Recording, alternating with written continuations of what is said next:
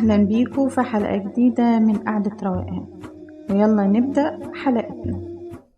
في سؤال بسيط بس كل ما تفكر فيه تكتشف إنه أعمق بكتير مما يبدو.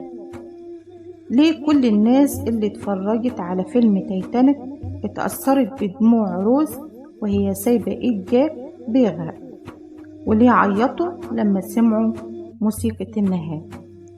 بس ولا حد فيهم افتكر الركاب التانيين اللي ماتوا في البحر، ولا الطفل اللي كان نايم جنب أمه في الدور التحتاني، ولا الراجل العجوز اللي غرق وهو ماسك في ايد مراته. ليه اتعاطفوا مع 2 بس من بين أكتر من 1000 إنسان؟ وطبعا الجواب مش عاطفي، الجواب نفسي وسلوكي واجتماعي كمان، وده اللي بيسموه في علم النفس تأثير تسليط الضوء. بس قبل ما نشرحه خلينا نرجع خطوة لورا. تايتانيك كانت مأساة حقيقية سنة 1912.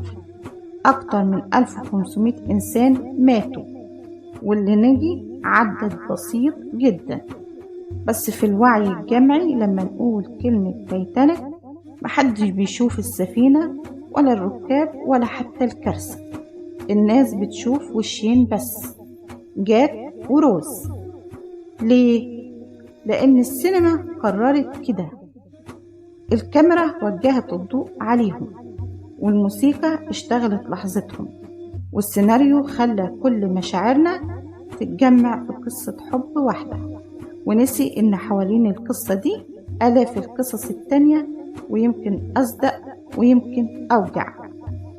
وده اللي بيحصل معانا كل يوم من غير ما ناخد بالنا. العالم بيختار يسلط الضوء على قصة معينة، فتتحول من مجرد حدث لقضية، ومن مجرد شخص لرمز.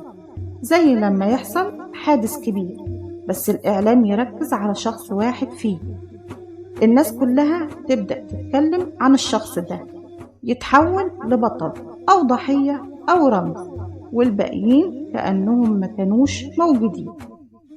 الضوء مش دايما بيوصل للكل، بس اللي بيوصل النور ليه هو اللي بيتشاف، ودايما بيورينا إن الاهتمام مش دايما مراية الحقيقة، لكن مراية الاتجاه اللي تسلط عليه النور.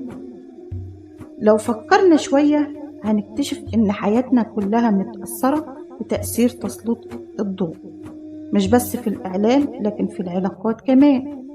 يعني مثلا في أي مجموعة أو شغل أو حتى صداقة، في دايما حد عليه الضوء أكتر، بيتسمع كلامه وبيتشاف إنجازه وبيتاخد رأيه، وفي غيره بيشتغل ويتعب بس في الظل.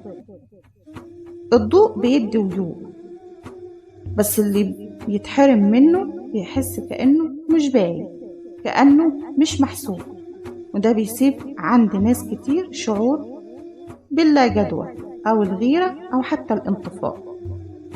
الجميل بقى إن تأثير تسليط الضوء مش دايما خارجي، في كمان نسخة داخلية منه. أوقات كتير إحنا اللي بنسلط الضوء جوه نفسنا على جانب واحد بس، على فشل أو على خطأ أو على ذكرى معينة، وننسى باقي الحاجات اللي جوانا.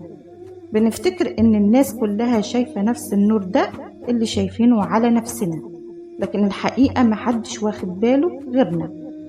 العقل بيكبر كل حاجة نحط عليها الضوء، وده اللي بيخلينا نحس إننا مركز الكون في لحظات معينة، سواء بالحلو أو الوحش. اتخيل كده لو الفيلم كان صور حياة راكب تاني، مش روز وجاك، واحد فقير من اللي كان في القاع بيحلم يعيش بس مات من البرد. هل كنا هنعيط عليه بنفس الطريقة، ولا كنا هنشوف فيلم تاني وننسى؟ الموضوع مش عنهم بس، الموضوع عن احنا بنتعاطف ازاي ومع مين وليه. الضوء بيخلق مشاعر، بيصنع رموز، وبيوجه القصص اللي بنتأثر بيها، وده بيفتح باب كبير جدا. لو الضوء بيتحكم في تعاطفنا، يبقى احنا محتاجين نراجع احنا بنتأثر بإيه وليه. مين اللي اختار نحس، احنا ولا الكاميرا؟ العنوان اللي على الشاشة ولا الترند اللي بيطلع على السوشيال ميديا. كل مرة نحس فيها إن قضية معينة ملت الدنيا، اسأل نفسك، هل دي أهم قضية فعلا ولا بس الضوء اتسلط عليها أكتر من غيرها؟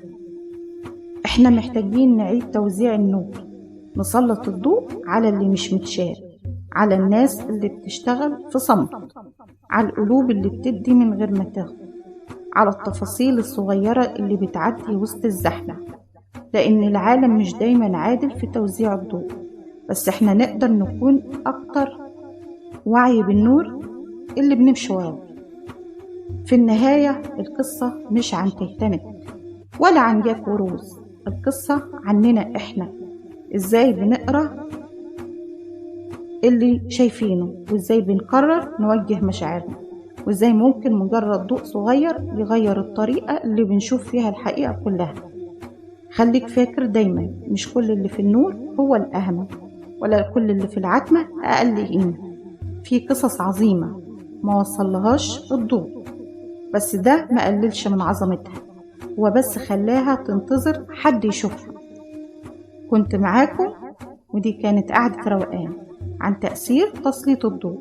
لو الحلقة لمستك سلط الضوء عليها وابعتها لحد محتاج يسمعها، لأن كل نور بيتنقل بينور حتة جديدة في العالم.